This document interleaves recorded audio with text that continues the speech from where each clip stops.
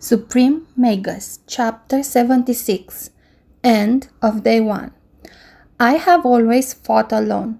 I know nothing about formations or teamwork, and if I give orders, I can't cast any spell.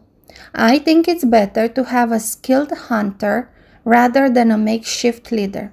Any one of you that has received military training, either as a strategist or a soldier, is much better suited for this than me. Not to mention that I don't give a damn about any of you. I don't have any motivation for being a good leader. As long as I keep at least one of you standing, anything goes for me.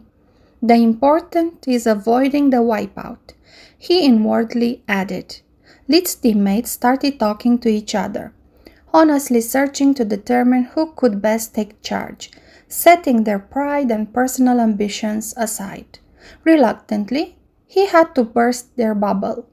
"Do you mind a simple advice?" Everyone turned towards him again. "Whoever becomes the leader has a huge problem. We know each other's class, but not what we are capable of during a real fight. In a life and death situation, you can't give detailed explanations, only generic orders. An order is good only if executed in a proper manner. You have experienced firsthand how easy it is to freeze due to panic. In my case, I tend to let my bloodlust blind me. Both issues would cause any plan to crumble in the face of the enemy. My suggestion is to put the leader matter aside and just watch each other's back. Only by familiarizing with our skill sets and behavior, a shoddy team like this has any chance of survival." After the team agreed, Liz started explaining to everyone how to make use of first magic in the wilderness. They had to use darkness spell concealment to hide their smell all the time, and never leave the cave on foot, but by using flight or float to not leave prints going in and out of the entrance. The same applied to hunting. Coupling those spells was the best way to sneak on a prey. Lit, Myrna, and Floria left the cave, while Belia and Vizen stayed behind. Vizen decided to employ the time at hand to make the cave more stable, spacious, and to solve what would be an inevitable hurdle. Soon someone would be in need of a bathroom, and he doubted that anyone would consider the idea of going alone outside. Getting literally caught with your pants down was a nightmare material. Once on the outside, the hunting team relied on looks and hand gesture, trying to speak only as a last resort. Being a mage knight, Floria decided to pair up with Myrna to protect her, while Lit would move on his own. "See, I can't believe I have to babysit these kids." "I know," Solus replied, "but it's the purpose of this whole exercise." "Yeah, it took us a while to understand why during the second day Trask didn't assign any points. It was because he wanted us to teach each other actively, not just beat your opponent. And guess who do you have to thank for having understood the real nature of his test?" Solus giggled. "And guess who do you have to thank for keeping me alive and avoiding you the trouble of finding another host?" Lid sarcastically replied. "I'm sorry, your ladyship." He performed a mind courtesy, "but while you're enjoying the show in the front row seat, I'm the one in the Colosseum, so it's not such an amazing result. You can watch the bigger picture, but I must focus on teeth, claws, and keeping my guts where they belong. Meaning, like I don't worry all the time. A simple thank you would suffice." Lit felt irritated, snapping at her for no reason. "I'm really sorry, Solus. I know you were just trying to lighten the mood and cheer me up. It's just that I'm already so stressed that I need some way to vent out. And thank you. You are the only one that knows all my flaws, yet still cares for me. Thank you for all the help you've given me every day and for never stopping trying to make me into a better person." That was the first time this chatterbox mage tower had nothing to say. Her mind was blank as a slate. He'd prefer not to pry further. She was likely to be either angry at him or just too surprised to reply. They often joked about it, but he had never earnestly thanked her before for meddling in his private life. The woodlands were denser than the Tran woods. Despite all his experience, Leet was at loss. They couldn't get too far away from the hill without risking of getting lost, nor they could split too much, in case something happened. This time, he couldn't cheat his way out with light vision and spirit magic. How could he possibly explain being able to spot animals underground or in tree trunks? Myrna and Floria weren't having a better luck. Keeping two spells always active wasn't something they were used to. Double casting was demanding for their focus, and at the slightest slip up, they had to cast them both again, consuming even more mana.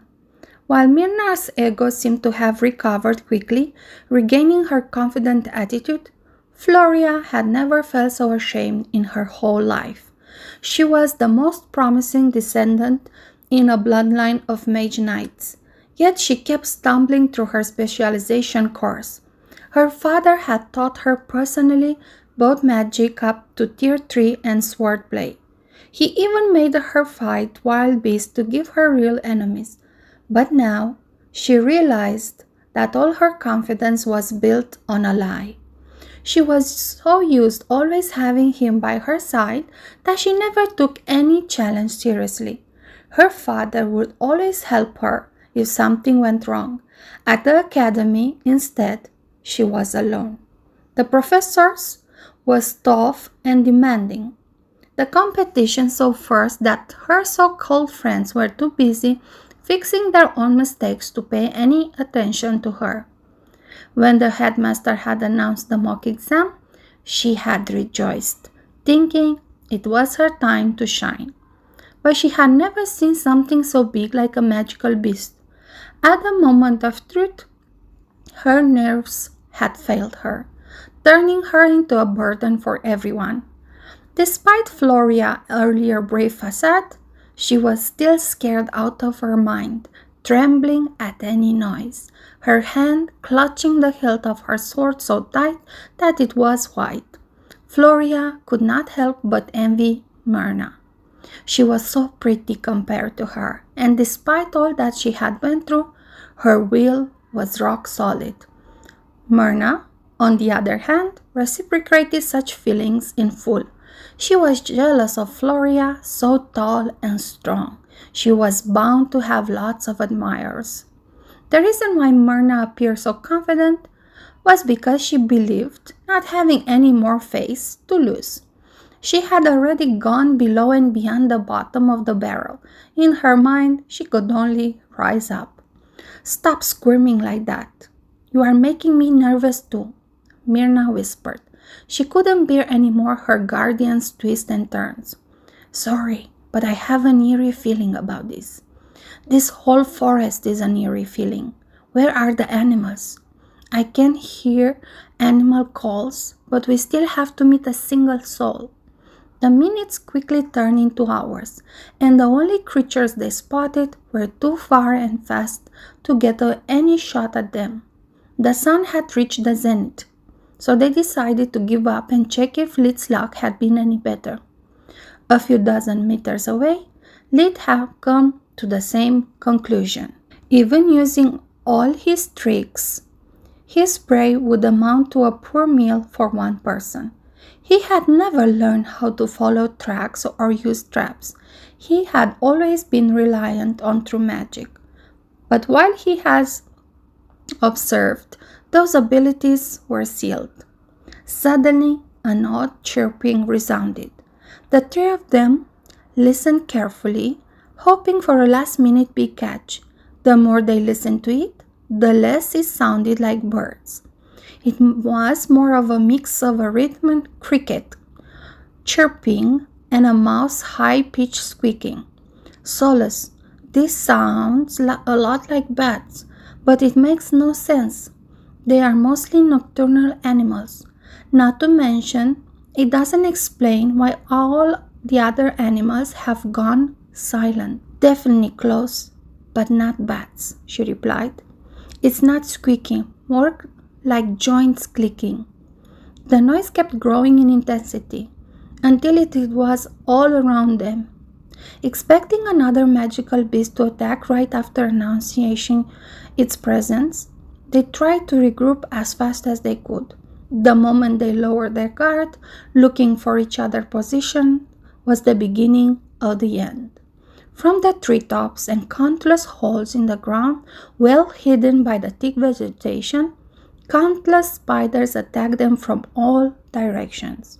Some of them were small and round, their body size close to a basketball, while others were as big as a Labrador. Their black bodies were covered in long bristles with red dots all over. "Watch out! Those are clackers!" Myrna yelled, but her words fell on deaf ears. Neither of her teammates had ever heard of him. Lit cursed. None of the books in Soluspedia ever mentioned that insects or arachnids can turn in magical beasts. I have no idea what these things are capable of. The attack had been too sudden. The clicking noise wasn't a warning. It was how the clackers had coordinated their attack, leaving them no escape routes. The spells in Lit's rings were useless. Checkmate Spears was a finisher against big opponents. Against a small army, it had no effect. The Tier 2 ring held a healing spell, while the Tier 1 was a simple binding spell. Sure, no one beside him knew what his rings contained, but that still left him with just 3 true magic spells. And after that, Lid had either to accept the loss or blow up his cover. He had no real weapon outside his first magic. He had been caught completely unprepared.